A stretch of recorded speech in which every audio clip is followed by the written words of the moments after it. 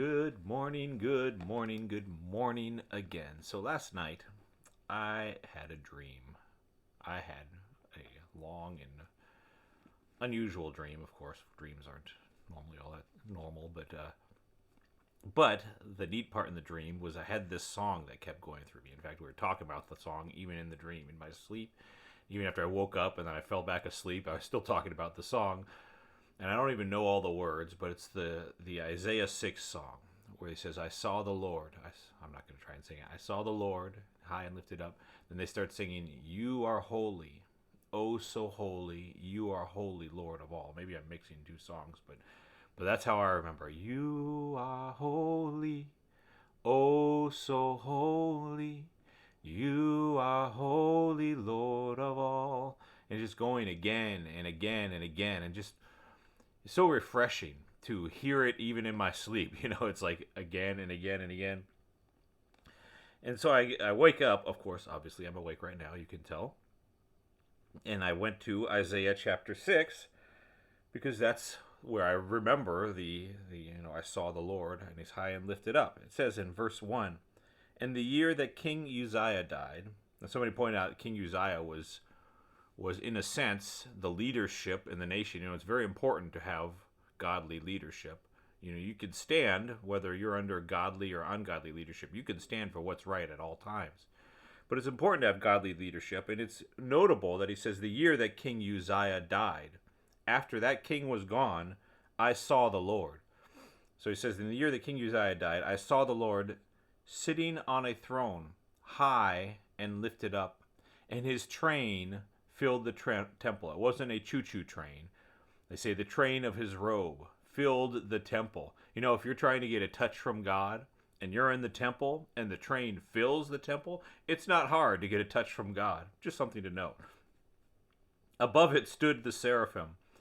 Each one had 6 wings. With 2 he covered his face, with 2 he covered his feet, and with 2 he flew. One cried to another, and they said, Holy, holy, holy is the Lord, or Yahweh, or Jehovah of hosts, the Lord of armies.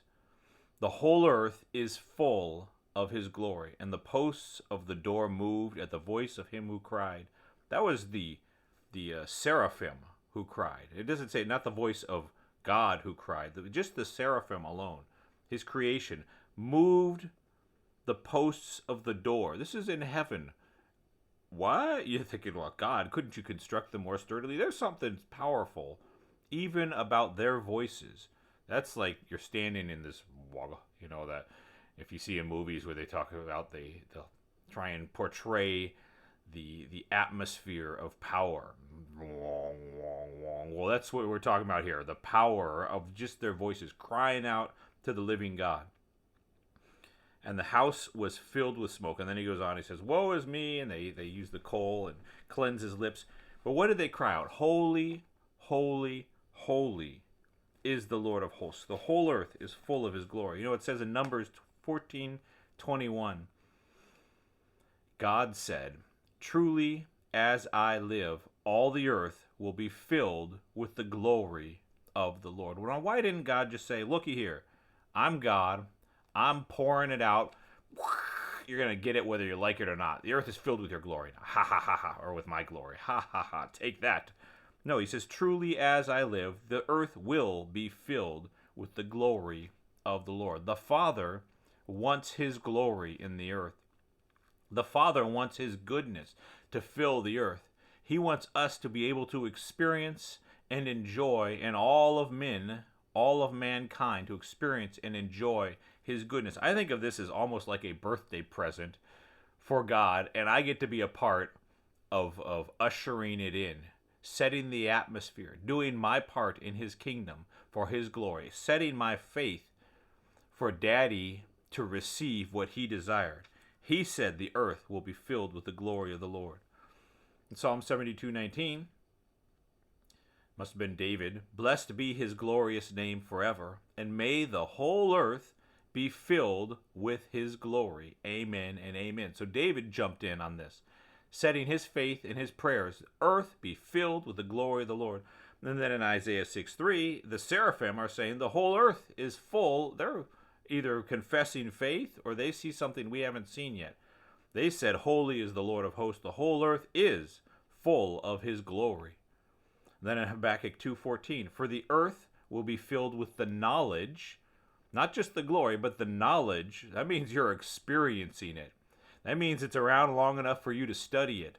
"With the knowledge of the glory of the Lord as the waters cover the sea." And I dare say to you that over in the ocean, it's not far from me, that the water is covering 100% of the sea.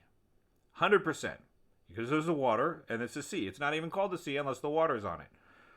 And then Isaiah 11:9, "They shall not hurt or destroy in all my holy mountain, for the earth shall be full of the knowledge of Yahweh," not the glory here, of the knowledge of Yahweh, "as the waters cover the sea." So it's a double whammy. You're not just knowing his glory, the presence of him. When it spoke of the glory, it often spoke of people's wealth. Wealth was used, the word glory was used for their wealth, their presence, all the good stuff that they have. Not just that, though, not just what comes with him, but him himself. The earth will be filled. Well, I set my faith for it, my prayer and my actions, that the earth be filled with the glory of the Lord and filled with the knowledge of the glory of the Lord. O Lord, you are holy, oh so holy. You are holy, Lord of all. Let the whole earth be filled with your glory. Let your name and your majesty extend throughout the earth. Your renown be known to all mankind. May they all turn to you through Jesus and receive your goodness and your fathership, your fatherhood. Amen. Be blessed.